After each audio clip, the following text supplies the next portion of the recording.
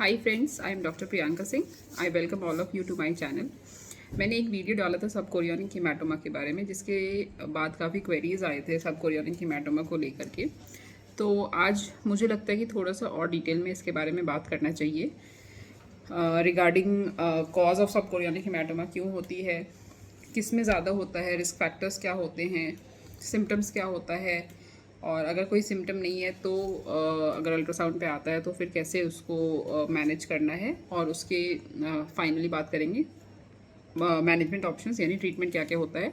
और कुछ टिप्स मैं आपको दूंगी towards the end of this video कि आपको अगर सब कोरियोनिक हीमेटोमा आया है तो आपको अपने डॉक्टर से क्या क्वेश्चंस करने चाहिए उसके बारे में बात करूंगी। सबसे पहले समझते हैं कि सब कोरियोनिक हीमेटोमा होता क्यों है, या पहली बात ये होता क्या है।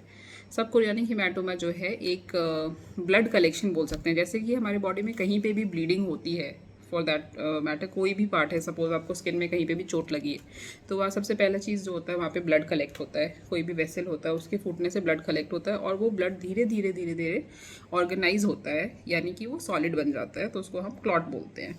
उसी तरह से जब बेबी और यूट्रस के बीच का जो स्पेस है, कई बार जो बेबी होता है वो जब यूट्रस में चिपक रहा होता है तो बेसिकली वो क्या करता है, यूट्रस में बरी हो रहा होता है, यूट्रस के अंदर घुस रहा होता है। तो उस प्रोसेस में कई बार ब्लड वेसल्स होते हैं जो कि खून की नली होती है वो फट जाती है और उसमें ब्लीडिंग होती है, और वो ब्लड जो है कहाँ पे कलेक्ट होता है, यूट्रस और बच्चे के मेम्ब्रेन्स के बीच में होता है।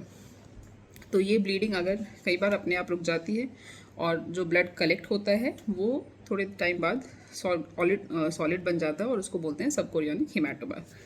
तो इसमें क्या क्या सिम्टम्स हो सकते हैं, पेन हो सकता है, ब्लीडिंग हो सकती है, या कई बार कोई सिम्टम नहीं भी हो सकता है। कई बार हमने इंसिडेंटली हमने अल्ट्रासाउंड कराया और पता चला कि सब कोरियोनिक हीमेटोमा है या हेमरेज है।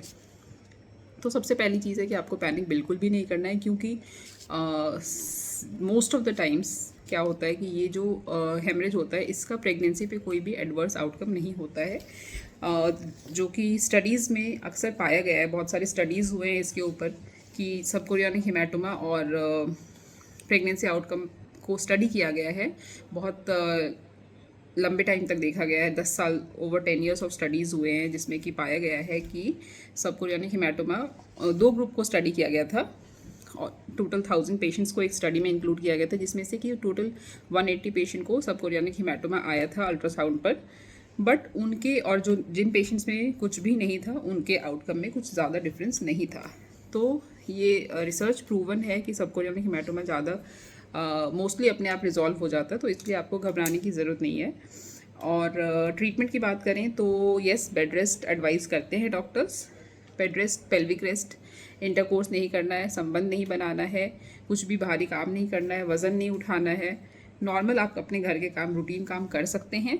आपको अपने मेडिकेशंस चेक करवाने डॉक्टर से कि आप जो मेडिसिन ले रहे हैं उसमें कोई ऐसा ब्लड थिनर तो नहीं चल रहा है, लाइक एस्पिरिन, कई बार लो मॉलिक्यूलर वेट हेपेरिन चल रहा होता है पेशेंट्स को, तो उसके बारे में आपको अपने डॉक्टर से डिस्कस करना है। और तीसरी चीज़ जो आपको अपने डॉक्टर से पूछना है वो है फॉलो अप अल्ट्रासाउंड, क्योंकि सब कोरियोनिक हीमेटोमा में जो सबसे इम्पॉर्टेंट रोल होता है वो होता है कि हम प्रोग्रेसिवली अल्ट्रासाउंड करके देखते हैं कि उसका साइज़ जो है वो कम हो रहा है कि नहीं हो रहा है। और अगर वो साइज़ कम नहीं हो रहा है तो अब बात करते हैं कॉजेज़ ऑफ सब कोरियोनिक हेमरेज। सबसे पहला जो कॉज होता है वो होता है कोई ट्रॉमा हो गया है, जैसे पेट में चोट लग गई है तो उस वजह से ब्लीडिंग हो सकती है। दूसरा होता है इन्फेक्शन, कई बार इन्फेक्शन की वजह से सब कोरियोनिक हेमरेज होता है, तो ऐसे केसेस में हम एंटीबायोटिक्स चालू करते हैं। और तीसरा, कई बार मदर्स में ब्लीडिंग डिसऑर्डर होता है, यानी ब्लीडिंग टेंडेंसी होती है। कई बार नॉर्मल फीमेल्स को भी आपने अगर देखा होगा, थोड़ी सी भी चोट लगती है तो बहुत ज़्यादा ब्लड क्लॉट हो जाता है, या फिर ब्लीडिंग नहीं रुकती है, ऐसी कोई हिस्ट्री है तो ऐसे फीमेल्स में ब्लड क्लॉट बनने के चांसेस ज़्यादा होते हैं। और चौथा जो कॉज है वो है आईवीएफ प्रेगनेंसीज। आईवीएफ प्रेगनेंसी में नॉर्मल प्रेगनेंसी के कंपैरिजन में बहुत ज़्यादा चांसेस होते हैं सब कोरियोनिक हेमरेज होने के। आपको कुछ भी ऐसे सिम्टम्स आ रहे हैं या अल्ट्रासाउंड पे आया तो आपको घबराना बिल्कुल नहीं है, पैनिक बिल्कुल नहीं होना है। आपको अपने डॉक्टर से कंसल्ट करना है, उनसे पूछना है, मेडिसिन के बारे में पूछना है, रेस्ट के बारे में पूछना है, एंड फॉलो अप अल्ट्रासाउंड के बारे में पूछना है। सो उम्मीद करती हूँ आपको इस वीडियो से हेल्प मिली होगी। अगर आपको ऐसे कोई भी आपकी जानकारी में है ऐसे कोई पेशेंट जिनको ये कंडीशन है तो प्लीज़ उनके साथ ये वीडियो ज़रूर शेयर करें। Thank you so much for watching my videos. और अगर आपको कोई और क्वेश्चन है please post them down in the comment section below. Thank you.